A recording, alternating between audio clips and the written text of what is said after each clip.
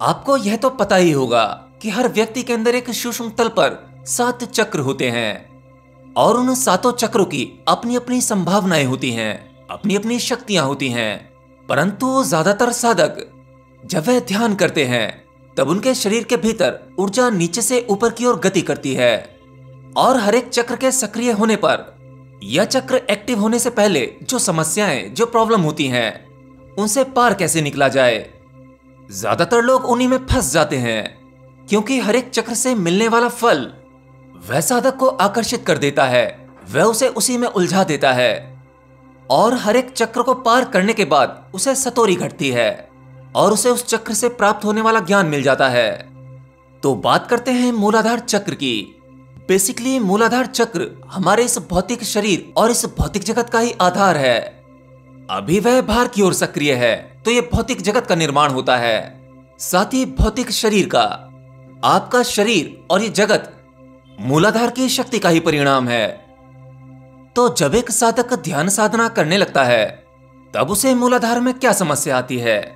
देखिए, जैसे जैसे साधक का ध्यान गहरा होता जाता है वैसे वैसे मूलाधार की ऊर्जा बढ़ने लगती है, वह सक्रिय होने लगती है। अब मूलाधार की जो ऊर्जा बाहर बह रही थी अब उसके भीतर ही बह रही होती है। तब उस साधक के शरीर में एक विशेष प्रकार की ऊर्जा बहने लगती है। मतलब उसके मूलाधार की जो तरंगें होती हैं, जो एनर्जी होती है, जो मूलाधार चक्र का ऑरा बनाती है, वह इतना आकर्षित हो जाता है कि उसके प्रति अपोजिट सेक्स आकर्षित होने लगता है। यानी अगर कोई महिला साधक है तो उसकी तरफ पुरुष आकर्षित होने लगता है और अगर कोई पुरुष ध्यान करता है और वह मूलाधार की एनर्जी को सेव करता है तब उसके नजदीक कोई भी महिला आती है तो वह आकर्षित हो जाती है। ऐसा साधक जब किसी महिला को छूता है या उसके ऑरा के घेरे में आ जाता है तो जिसको छुआ गया है वो महिला या महिला साधक द्वारा किसी पुरुष को छुआ गया है तो वह अपने भीतर शारीरिक और मानसिक तल पर कुछ बदलाव महसूस करता है। ऐसे में हो सकता है कि उसके छूने पर व्यक्ति एकदम से रोने लगे या बहुत ज्यादा प्रसन्न हो जाए। मतलब कुछ पल के लिए वह अपने आप को सभी समस्याओं से मुक्त महसूस करता है। आज आप लोग समाज में जो देखते हो कि जो महिलाएं हैं वो बाबाओं और गुरुओं की ओर इतनी आकर्षित क्यों होती हैं? क्योंकि उनमें एक विशेष ऊर्जा बह रही होती है। अब ऐसे में साधक वहीं फंस जाता है। उसे लगता है कि इतने सारे लोग, इतनी महिलाएं ये मेरे पास आती हैं और मेरे उनसे बात करते ही या उन्हें छूते ही उनकी बहुत सारी समस्याओं का समाधान हो जाता है। तो वह उसी को अपना कार्य, अपना बिजनेस बना लेता है और साधक वहीं मूलाधार पर फंस जाता है। मतलब एक साधारण व्यक्ति के साथ में साधारण टक्कर होती है, साधारण शक्तियां होती हैं। अगर एक साधारण व्यक्ति किसी को अट्रैक्ट करना चाहता है तो उसे उस हिसाब से प्रयास करना पड़ता है। परंतु एक साधक जिसके भीतर वो ऊर्जा बह रही है, जिसका ऑरा इतना आकर्षित हो चुका है कि अब कोई भी साधारण महिला या साधारण पुरुष उसके नजदीक आता है तो उसकी ओर खिंचता चला जाता है। और कई बार ऐसे साधक, ऐसे बाबा संभोग के चक्कर में फंस जाते हैं। आप ये आश्रम जैसी वेब सीरीज देखते हैं या अपने आसपास जो भी कुछ सुनते हैं, ऐसे लोग इस मूलाधार की समस्या में ही फंसे होते हैं। ऐसे व्यक्ति साधारण व्यक्ति से ज्यादा गहरा संभोग में उतर सकते हैं। इसीलिए अपोजिट सेक्स ऐसे लोगों की ओर आकर्षित होने लगता है। ऐसी ही एक घटना ओशो के जीवन में है। उनकी एक शिष्य मां आनंदशीला, जब वह एक बार ओशो से मिलने मुंबई आई, जैसे ही उन्होंने ओशो को देखा वह उनके ऊर्जा केंद्र में आई, यानी उनके ऑरा के पास, उनके नजदीक। वैसे ही वह अपने आप को रोक नहीं सकी, वह फूट फूट कर रोने लगी। उन्होंने खुद एक इंटरव्यू में कहा था कि मानो वो जन्मों जन्मों की प्यासी हैं और आखिरकार उन्हें वह गुरु, वह भगवान मिल गए। उनके भीतर के सभी इमोशंस उनके आंसुओं के साथ बह गए। ओशो ने जैसे ही उनके माथे पर टच किया उन्होंने परम शांति महसूस की। परंतु अगर बात साधारण साधक की हो, अगर वह ऐसे में अपने आप को ना संभाल पाए तब वह संभोग में उतर जाता है। फिर उसके आध्यात्म की यात्रा यहीं रुकने का खतरा होता है। फिर वह ध्यान के प्रोसेस में आगे नहीं बढ़ पाता। इसीलिए एक ध्यानी को कहा जाता है कि उसे संभोग नहीं करना चाहिए, इससे उसकी ध्यान की ऊर्जा बर्बाद हो जाती है। इसीलिए साधना के दौरान ब्रह्मचर्य का पालन करने को कहा जाता है। जिससे ध्यान की ऊर्जा को बचाया जा सके।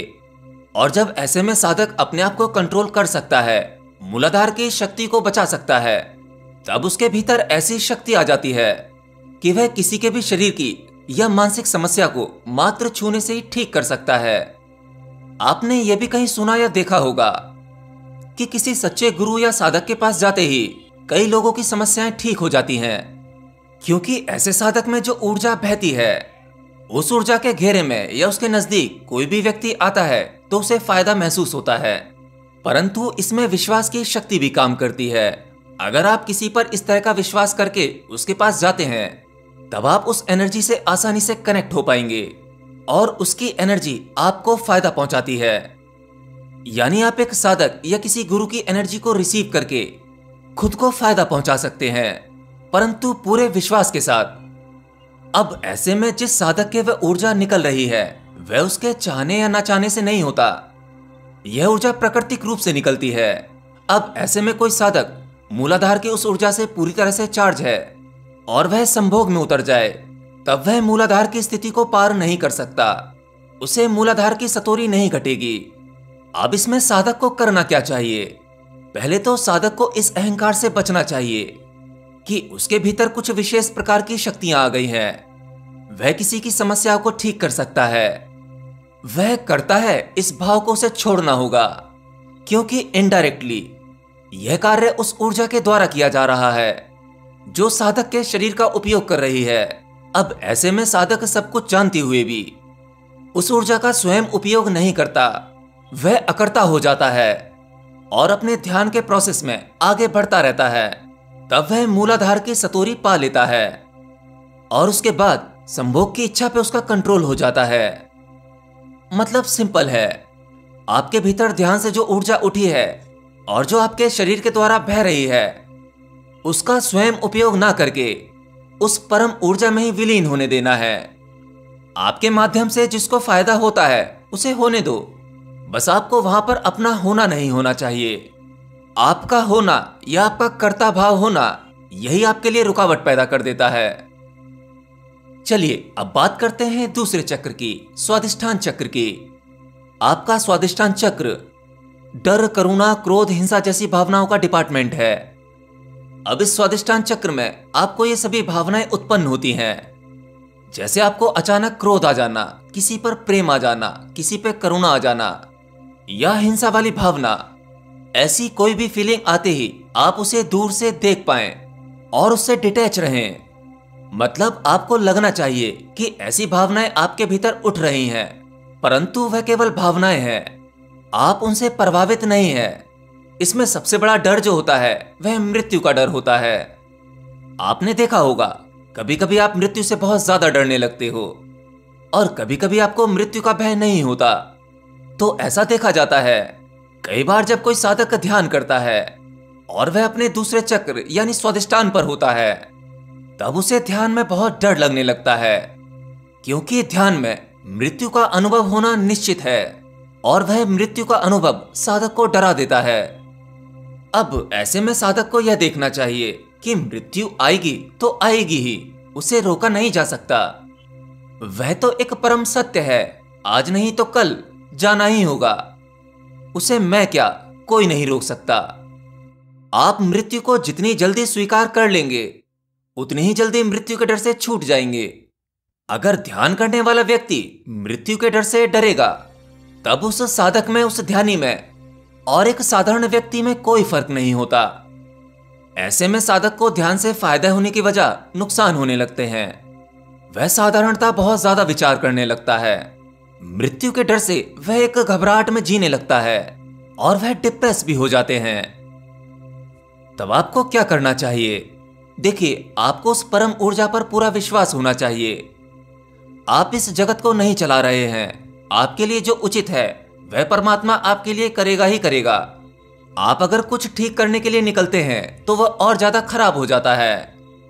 आपको केवल यह भाव रखना चाहिए कि सब कुछ चलाने वाला वह परमपिता परमात्मा है। वह परम ऊर्जा ही सब कुछ संभाले हुए है। आपका मैं होना, आपका बीच में आ जाना ही यह आपके लिए परेशानी खड़ी कर देता है। तो अगर आप सब कुछ परमात्मा पर ही छोड़ देते हैं, आपके भीतर उठ रही वह भावना, डर, करुणा, प्रेम, क्रोध, ये सब कुछ आपको केवल एक यंत्र मात्र दूर से दिखाई देता है। तब आप दूसरे चक्र के पड़ाव को पार कर लेते हैं। केवल आपकी सही समझ और ईश्वर पर भरोसा, वही आपको इस समस्या से बाहर निकाल सकता है। अब तीसरा आता है मणिपुर चक्र, जो आपके विचार और संदेह का डिपार्टमेंट है। जैसे आपको इसमें बहुत सारे विचार आते हैं, ईश्वर क्या है, परमात्मा क्या है, यह है भी या नहीं है, ये चला कौन रहा है, यह सब कुछ ऐसे ही है। ऐसे में अगर हम परमात्मा पर विश्वास करना छोड़ दें और खुद ही को कर्ता समझने लगें, तब हम यहां पर फंस जाते हैं। क्योंकि साधारणतः जब कोई साधक आध्यात्म में नया नया उतरता है, तब वह सबसे पहले यह जानता है कि ईश्वर कोई व्यक्ति नहीं है। जैसे साधारण व्यक्ति जिन्हें ईश्वर मानते हैं, जैसे भगवान श्री कृष्ण, बुद्ध, महावीर। परंतु एक साधक यह जानने लगता है कि परमात्मा एक ऊर्जा है जिसने ये शरीर धारण किए थे। परम ऊर्जा शरीरों में आकर ही अपना संदेश दुनिया तक पहुंचाती है। अब ऐसे में साधक के दिमाग में द्वंद्व पैदा हो जाता है। वह परमात्मा में तर्क और लॉजिक लगाने लगता है, क्योंकि उसकी पुरानी धारणा गिरने लगती है और नई धारणाएं जन्म लेने लगती हैं। अब ऐसे में साधक को क्या करना चाहिए? इस स्टेज में आकर साधक को अपने लॉजिकल माइंड को साइड में रख देना चाहिए और उस परम ऊर्जा पर पूरा विश्वास रखना चाहिए कि यह परम ऊर्जा उसे कहां तक ले जाती है। अगर आप उस परम ऊर्जा में पूर्ण विश्वास रखेंगे और ध्यान में आगे गति करेंगे, तब आप इस मणिपुर चक्र को पार कर सकेंगे। तो आध्यात्म की यात्रा में एक ऐसा पड़ाव भी आता है जहां पर आप परमात्मा के होने के बहुत सारे लॉजिक ढूंढते रहते हैं या इस तरह के विचार आने लगते हैं। और इसी बीच कुछ ऐसे लॉजिक आएंगे जो आपको परमात्मा के ना होने की पूरी श्योरिटी देंगे। असल में यहां पर आपका लॉजिकल माइंड तरह तरह के खेल खेलता है। तब आपको अपने लॉजिकल माइंड को शांत कर देना है और बोलना है, मुझे तेरी कोई आवश्यकता नहीं, मुझे आगे चलकर देखना है, मुझे परमात्मा पर पूरा विश्वास है। यहां पर आपके श्रद्धा और विश्वास की बहुत आवश्यकता पड़ती है और ऐसा करते ही आप मणिपुर चक्र को पार कर जाते हैं। अब चौथे चक्र, अनाहत चक्र की बात करते हैं। आपके अनाहत चक्र की जो प्रॉब्लम है वो है आपकी कल्पना और सपने। यानी जब साधक ध्यान करते करते अपने इस चौथे चक्र पर आता है और ऊर्जा इसे सक्रिय कर रही होती है, तब उसके भीतर एक ऐसी शक्ति आ जाती है जिससे साधक टेलीपैथिकली किसी से जुड़ सकता है, साथ ही एस्ट्रल प्रोजेक्शन कर सकता है। अब साधक के इस चक्र के एक्टिव होने के बाद बहुत ज्यादा चांसेस हो जाते हैं कि वह यहीं रुक जाएगा, यहीं फंस जाएगा। बेसिकली साधक जब यहां पहुंचता है, तब वह अपनी इन शक्तियों का इस्तेमाल अपने बिजनेस के लिए करने लगता है। उसे जो मिला है वह दूसरे को सिखाने का प्रयास करने लगता है, दूसरों की कुंडलिनी एक्टिवेट करने लगता है, जो आप अपने आसपास या ऑनलाइन देख सकते हैं। बहुत से लोग ऐसे कुछ सेंटर चला रहे हैं जो दूसरों की कुंडलिनी खुलवाते हैं, टेलीपैथी, टेलीकिनेसिस सिखाते हैं और इन सब के लिए अच्छी फीस भी लेते हैं। लेकिन एक साधारण इंसान यह भूल जाता है कि वह आध्यात्म के लिए शॉर्टकट रास्ता ढूंढेगा तो वह खुद भी मुसीबत में पड़ जाएगा।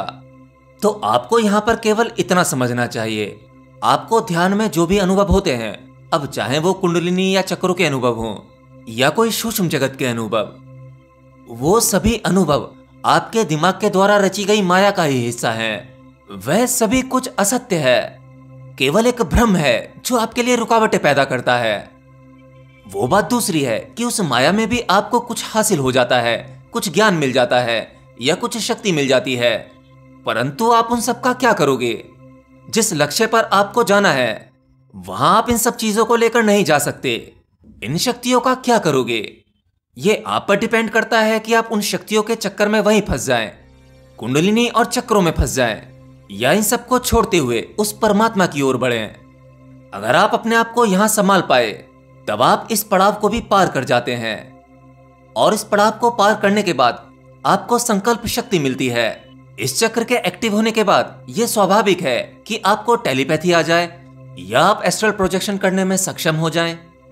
परंतु आपको यह याद रखना है कि यह सब कुछ माया है, आपको यहां फंसना नहीं है। ध्यान में आपको जो अनुभव होते हैं वो जरूरी नहीं कि सभी साधकों को एक जैसे हों। क्योंकि मैंने कहा ये सभी अनुभव माया हैं और माया रूप बदल बदल कर फंसाती है। यह आपके स्वभाव पर डिपेंड करता है। जिस प्रकार का आपका स्वभाव होगा, माया उसी प्रकार से आपको जकड़ने का प्रयास करेगी। इसीलिए साधकों को कुछ अलग अलग अनुभव हो सकते हैं, परंतु इन सभी अनुभवों को छोड़ना है, नहीं तो आप इस चक्र से मुक्त नहीं हो पाएंगे। इस चक्कर में ही घूमते रहेंगे। अब आगे के चक्रों की बात हम अगले वीडियो में करेंगे।